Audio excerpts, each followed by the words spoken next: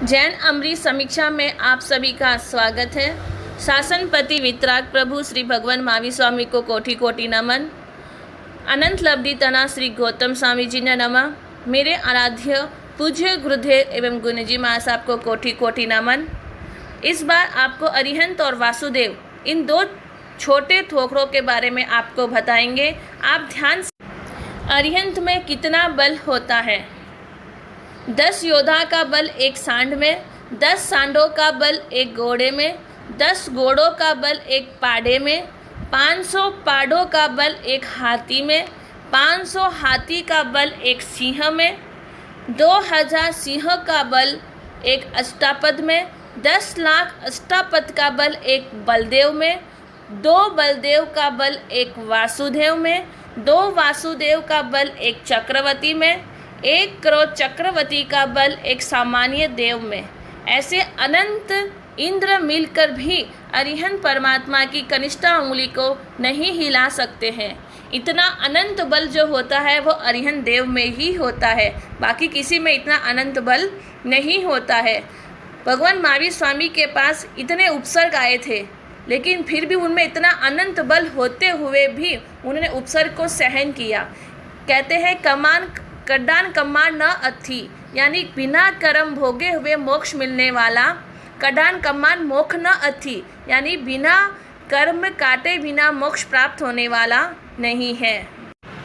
अब दूसरा ठोकरा आता है वासुदेव का बल कितना होता है, यानी 9 वासुदेव के बल अलग अलग होते हैं।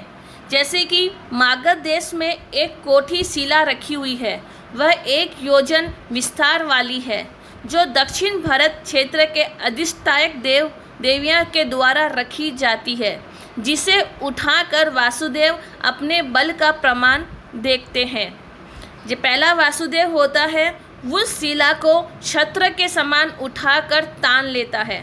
दूसरे वासुदेव होते हैं वो मस्तक तक ही उठा पाते हैं।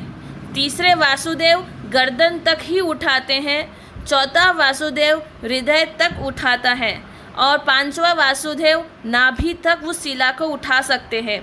छठे वासुदेव कमर तक ही उसे उठा सकते हैं और फिर 7वें वासुदेव जंघा तक ही उठा सकते हैं।